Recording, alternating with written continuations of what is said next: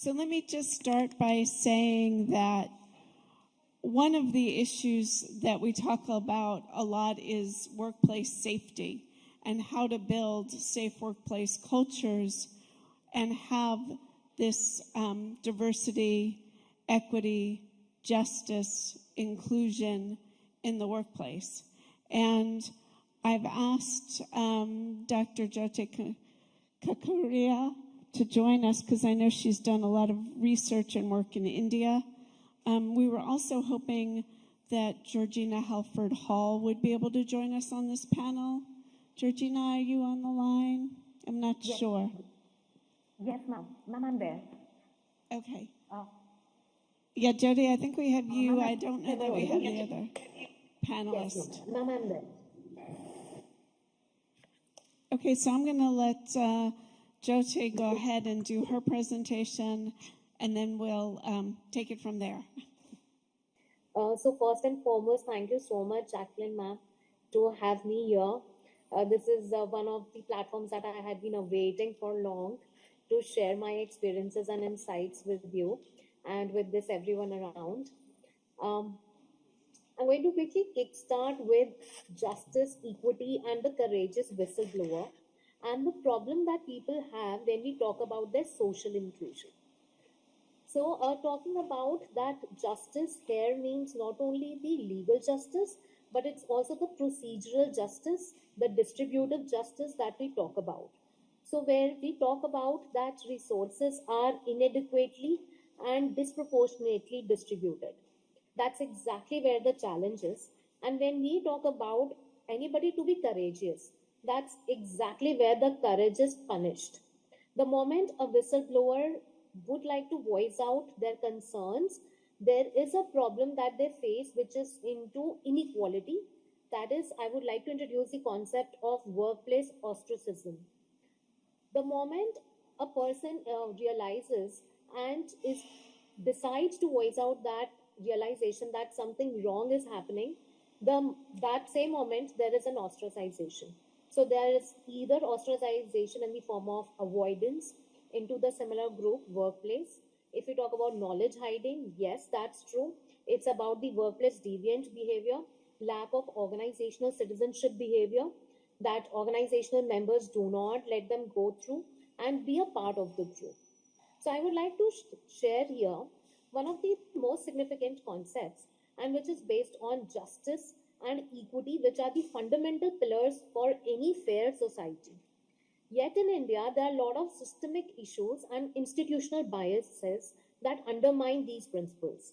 So when we talk about the critical role of any whistleblower in exposing this injustice, they are driven by a lot of negativity, a lot of stress, and therefore they face a lot of personal risk, even to the extent that they receive calls of threat, not only from the people in their own fraternity, but otherwise as well. So when we talk about the legal protectors, it is something which is just mentioned into theory, but when we talk about the practice, the positive is far behind, and they're always chasing it. I, as a mental health advocate who really supports loads of whistleblowers around me, have found this significant study which has 241 citations, which came about almost 1.5 decades ago, which is about predicting the proactive behavior at workplace. Now, when we talk about any whistleblower at the workplace, somewhere the learning happens during the school days, college days, or any of their educational platforms. I would like to suggest that this study came up with this conclusion, this finding, and I would like to corroborate that personality is very significant, else reality is same for one and all. But how do we react in the form of high extroversion to talking about dominance, and that low agreeableness are all the antecedents of a personality wherein you can trait, you can conjecture that this particular personality is going to be a whistleblower.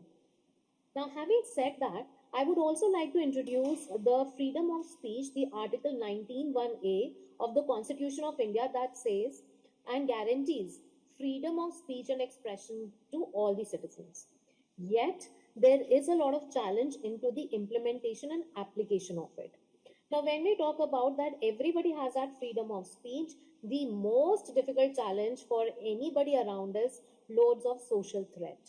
We fear that we are going to be out of society in case we do not talk something which is prevalent in the society. So the moment there is lack of social conformity, there are challenges of social exclusion. So this problem of having the equity, inclusion, justice are all names, are all words that we can find easy in the dictionary but never in reality. And that's exactly where all the whistleblowers are struggling. Now, with this, I would like to come up with the roadmap of my presentation, which is about I would like to introduce a very significant aspect that happens usually into the academic domain of the country, but is least voiced out, almost never published, never did it come into any of the social media platforms as well. Because again, when we talk about the social conformism of any student to the institution, there is again a gap that usually students keep to themselves, and therefore the quality does not enhance. So when we talk about their expectations of their development to talking about the institutional responsibility of their development, that challenge, that gap continues to prevail, and rather becomes, it has become perennial, and therefore there are a lot of challenges when the students face. So one of the challenges, the barrier to justice. So till date we have this and I just had one of the call for chapters as well, which is right there into US and other parts of the world as well. The moment we talk about skin color, so India is a country which is divided, it is united, but yes, it is extremely divided. So every state has a very different culture. When we talk about the skin color, not only the gender inequality I talk about, or the gender discrimination that happens, even the skin color and the way you look is exactly where the opportunities come or do not come your way. The way you are treated by the society, when we talk about any of the females to be dressed and decked up for the weddings, to talking about the similar psychology that has been prevailing since generations, this is actually where loads of problems happen into mentality, psychology, and which gets manifested into social reality when the similar people come together as workplace. So when they are going to work into a team format, there are loads of risk and repercussions that I would like to introduce. Further, I would also like to come up with, which is a very unique aspect to the entire conference, which is about how can we strategize for effective whistleblowing and advocacy. And I would like to conclude with loads of suggestions to the whistleblower that how can they softly and very politely and slightly indirectly put across their issues. Now, to begin with, I would like to talk about the culture of India, which is somewhere a very strong prohibiting factor for any of, so whether I talk about a male or a female, so there's a lot of let go culture that in case you feel bad, do not voice it out. Let it be. So if there is some part of the reality into someone else's psychology or perception, let that prevail. So if a male thinks that he is dominant over a female, that should continue to ensure social peace is maintained. So when we talk about the family peace to the workplace etiquette, everything guides towards that the culture of the country is that you should not voice out. Although I would like to refer back to the previous slide wherein we mentioned that freedom of speech into Constitution of India came way back in 1947, but today into 2024, the practical implementation is still missing. And my further slides are going to talk about a case of it and the solutions further. Not only that, the religious myths and the loads of religious scriptures that we've studied, the philosophy that we have inculcated into the country and which has passed down from few generations is exactly where the contextual influence shape the implementation of law. Not the formation of law, but the implementation of it. So the moment we talk about the historical background of the country to talking about loads of social exchanges, so talking about a lot of age ascription culture, which is that if people are of a certain age, they are elder to you, you are supposed to abide by whatever they say and never argue. Arguments are not considered as a roadmap to agreements, but arguments are considered as roadblocks. And that's exactly where the whistleblowers that need to express more, the need to argue, and that stimulating intellectual discussions are the need of the hour. But most of the students find these missing. whether we talk about at their homes or we talk about even in their schools and colleges. Because the social culture here doesn't promote, rather it prohibits those intellectual discussions, those candid conversations that are really going to stimulate the multidimensional aspect to a particular problem. So even though we talk about why do certain things happen, why can it not be, so that radical shift into thinking is usually missing. So talking about right from the, again, one of the most significant aspect is the economic part.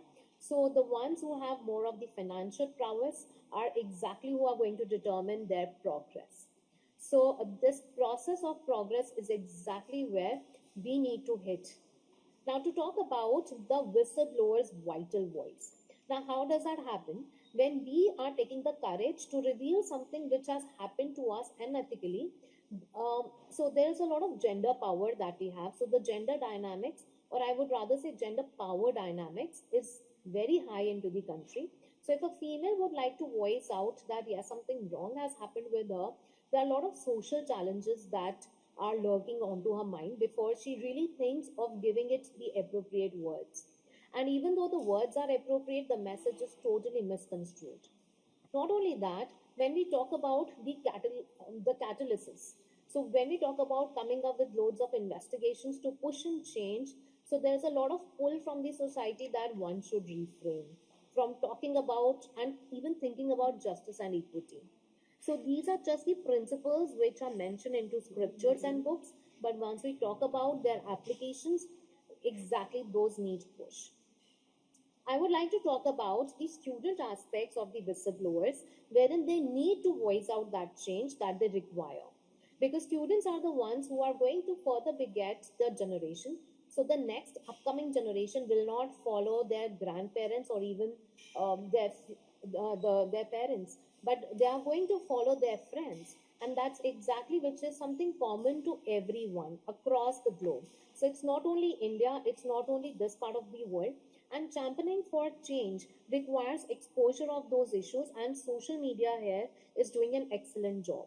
So when we talk about the special social media features such as posting up of a story to talking about putting up reels, how do people suffer from loads of emotional challenges and those emotional first aid needed, to talking about that psychological help in the form of counseling, to taking themselves across through loads of self motivation. So there are a lot of power imbalances that every individual needs to manage. While there are significant barriers that every individual realizes not into the physical domain, but into their psychological aspects. And that's exactly where loads of challenges come into their domains of professional counterparts. Not only that, when we talk about a peer does not work with peer, they are usually working against each other. And therefore, the concept of team building usually is just again a concept, and people really struggle, especially those organizations wherein they are fighting with each other to achieve goals rather than they are working in a team setup that they can achieve their goals easily and faster. So whistleblowers, once they talk about their psychological changes, and I would like to introduce the personal spoken cases of a few clients who mentioned that they had loads of issues when they wanted to voice out their mental concerns, especially during COVID, that they had tough time to deal with the socialization once again. So getting re-socialization done for themselves, especially when it came about marketing, to talking about their concerns, whatever they had felt. So at times, listening is healing. But whistleblowers do not become whistleblowers probably in case they are heard well. So to talk about some of the corporate landscape that, yes, the whistleblower cases had been prevalent, and these are the few prominent ones, which includes Enron scandal, which I think is known to one and all across the globe. If I want to talk about the Flint water crisis, again, that means no mention here. We already know what happened with the Michigan's water supply, to talking about the Cambridge Analytica scandal. But once we talk about the Facebook users, that yes, those had that privacy issues, everything went viral. Now, with this, that yes, there are loads of issues to everyone, and then they decide whether or not to voice it out. And yes, it begins, the whistleblowing concept begins with questioning, that interrogation, and not only observation of the society, but loads of self introspection, that is there something wrong with me, or should I really, and that self acceptance and self approval, should we really voice out the concern that we are facing? So here I would like to share a personal case, the causes, the repercussions, and the proposed solutions of a real-time case that came up with one of the student clients to me. So I have taken up a pseudonym here. This is not the real name of the student. So I would like to tell across that there is an academic retaliation that this girl faced when she wanted to voice out her concern that she was not finding herself comfortable into the classroom. Now, the school student was facing a lot of challenge whom to speak up to. And again, her parents, coming from the similar social and mental block, had suggested her not to really consider it as important, that yes, she was being discriminated basis her gender, basis her skill set, that she took more time to understand the similar concept that the other students did not really take along. So they did not take a long time understanding those concepts, but Ria was taking long. And therefore, the moment she started, and when there was a question, there's a concept of the school taking a feedback from the student, she fairly wanted to voice it out that she had this issue of not really understanding well, and she wanted some repetitive lectures. However, her case was unfairly scrutinized, and she was accused of academic dishonesty without evidence, that yes, there is no gap between the teacher and the student delivery. Talking further about the social isolation, her peer and faculty members started to ostracize her and talking that, oh, probably you are not somebody who is fit to fit in into the society. And she faced a lot of bullying and exclusion from her own group activities and projects. Their group members started to ostracize her. And not only that, she also had the threat that she won't be given the similar degree, that pass marks, and therefore she will continue to suffer, which caused her a lot of significant social stress and the financial burden, because she never wanted to repeat the year. Because at the moment they are not claiming the essential credits of their course curriculum, definitely they would have to repeat. And this is exactly what she was not looking at. And last but not the least, the emotional and mental token of stress that was coming up as the constant pressure and isolation took a toll on her mental health, leading to anxiety and depression. What do you think could be the solution for her? How could she really put her case and not really get her instances jeopardized? I would like to share the repercussions that she faced, which included the grade manipulation. Certain students were receiving disproportionately high grades despite their poor performance, but poor she, being right, just taking some more time to understand the concept, her grades were totally tampered. She did not feel that she was scoring what she really deserved. The exam papers were questions were somehow told to a selected group of students who had really cooperated with the institution. But before that, before she really came up with those exams, she had an unfair advantage. Not only that, to continue with the emotional and social currency, the loss of the psychology, the good psychology that she had, and the feeling that she had that probably once I'm going to voice out my concern, those challenges will be addressed. So her hope, her trust, and her friendship, the psychological safety that she thought she had, was totally jeopardized. And this toss of a coin has really led to loads of issues. And with this, I would like to talk about the untold and massive impact that this has on any whistleblower, and which I think has not so far been covered into the conference, is all about the psychological danger versus psychological safety.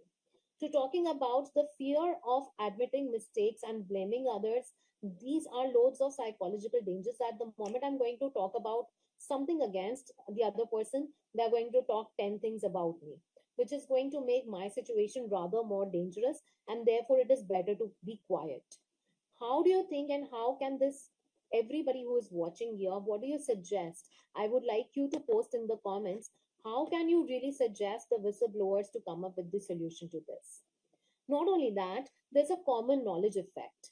So when we talk about the psychological safety, that is the comfort of admitting mistakes, Learning from the other end into the form of that failures are the stepping stone to success, and an open criticism should be really accepted. It should be considered as a feedback, as a constructive criticism, and not as a blame game. So that shift into the psychological net is highly significant. Not only that, the better innovation and decision making starts to talking about everybody talking from the multiple dimension openly to share their ideas to how to make everything rather more significant and safe for the entire system to prevail, and not to consider anything or everything individually. This shift is required.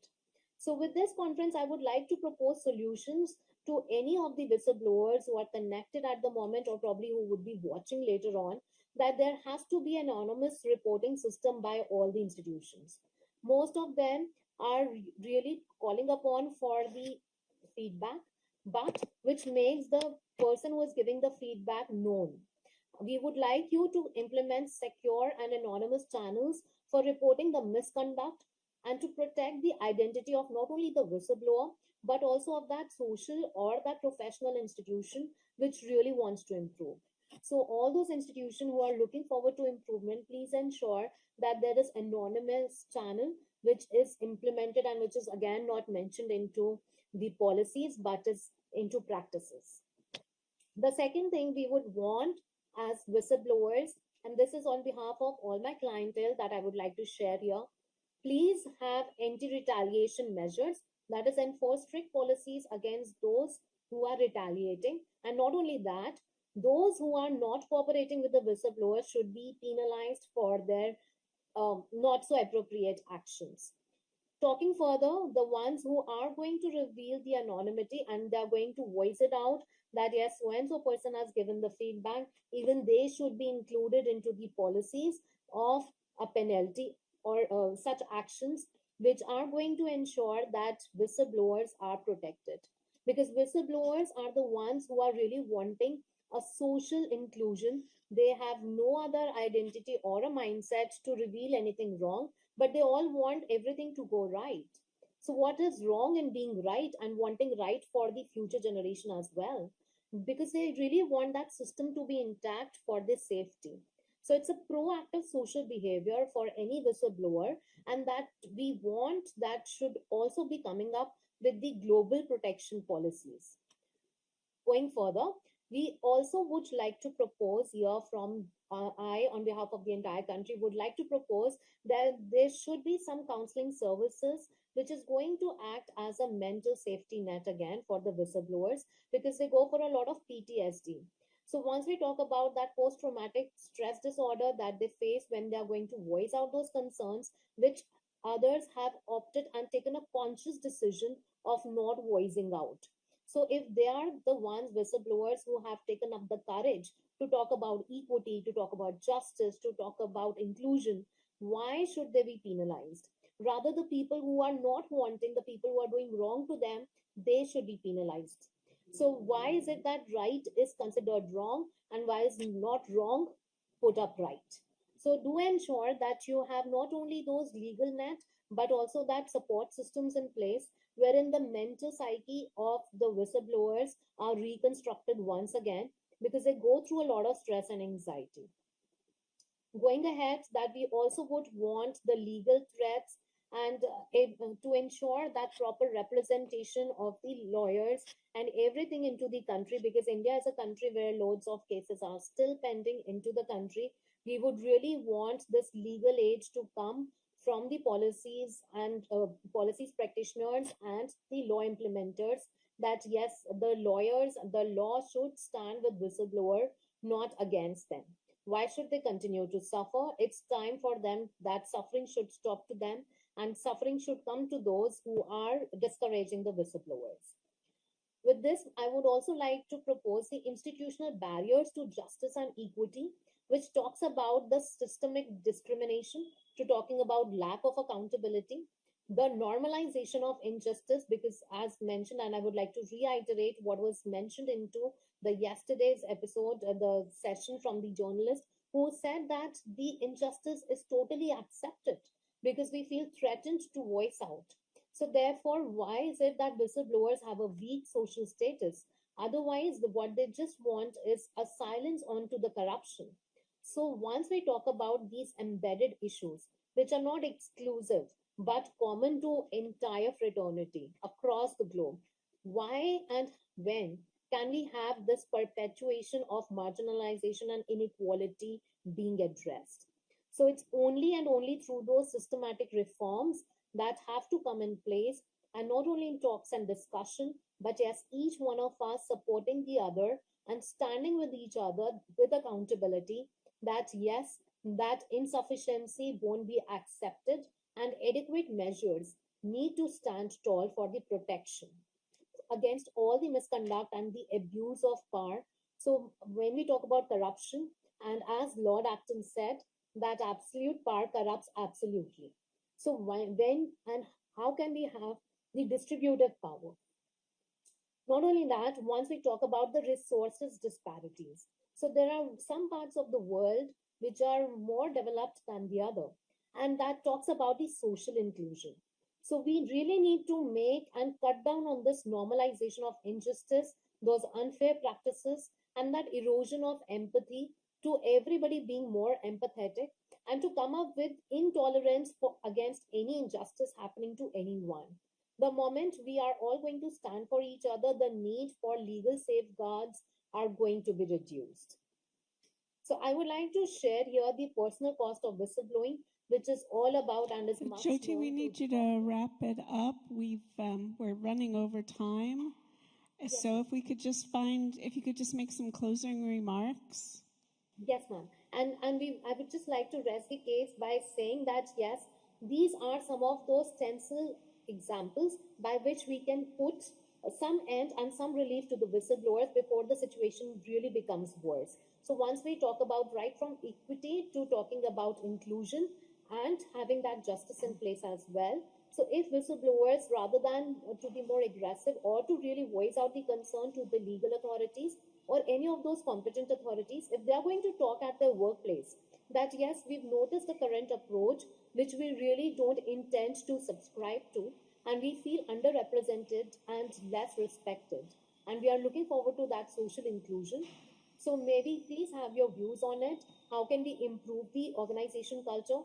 To talking about how can we have more positive experiences for each other, wherein we can put to rest and have more of gender neutrality and color discrimination put at rest. With this, I also would like to rest my case and talking in favor of all those who are really going to exercise more of social justice, equity, and definitely inclusion. Thank you so much, ma'am, for the opportunity, and thank you all the sponsors for coming up with this conference. Thanks a lot. Thank you. I think this was an important topic, and I loved your slides, especially the fact that you brought in students, because we were talking yesterday about integrity is cool, and that we need to bring young people into this conversation, because that's the only way to change the future, is to activate a younger audience to understanding whistleblowing in a different way than an older generation did, and to also bring into the conversation more of the disenfranchised populations, women, minorities, people of lower socioeconomic status.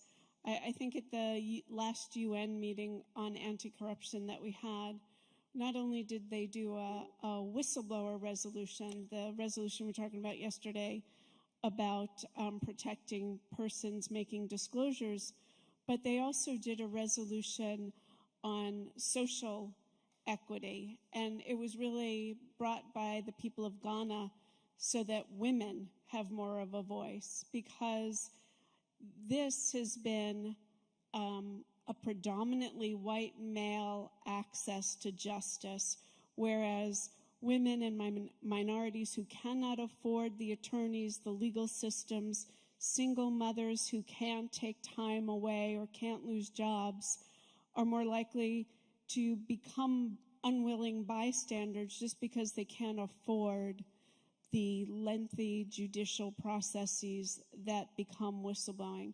So I think these are crucial issues for us to consider when we think about whistleblowing from a global perspective.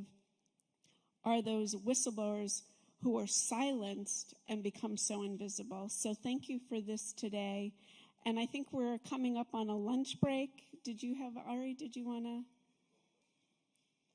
Thank you so much, ma'am, for appreciation. Dr. Kukreja, am I say it correctly? Kukreja. Yes, sir.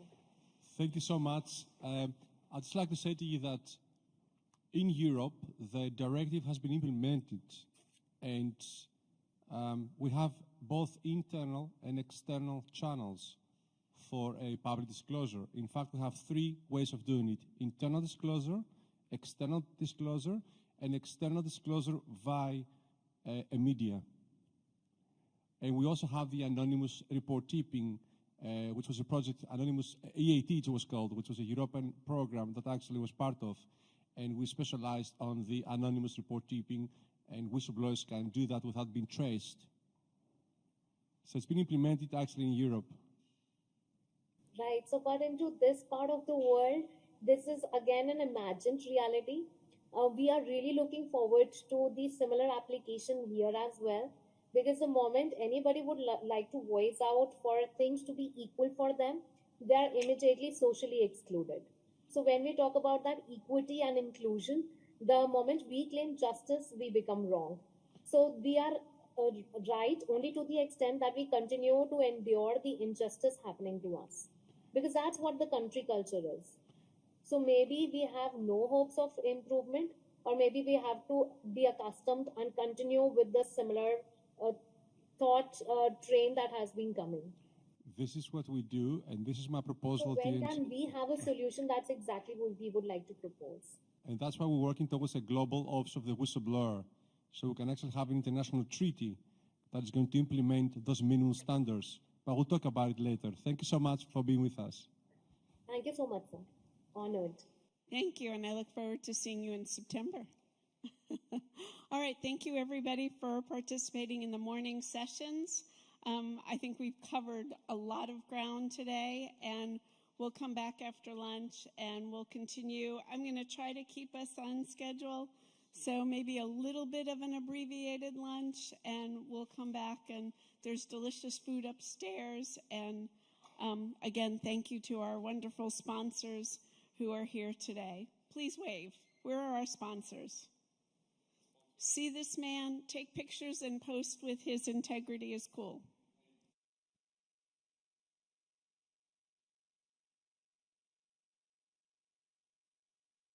Yes, the live streaming, because there are people definitely watching all over the world. I've been getting messages about the live streaming.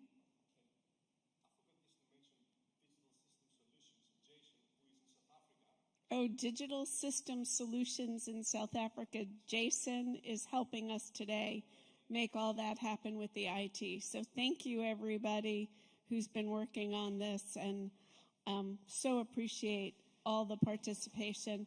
We need more events like this. You can hear there are people from around the world. I mean, besides here in Greece and the US, we heard about Germany today, India today. I wish Whistleblowers UK was here.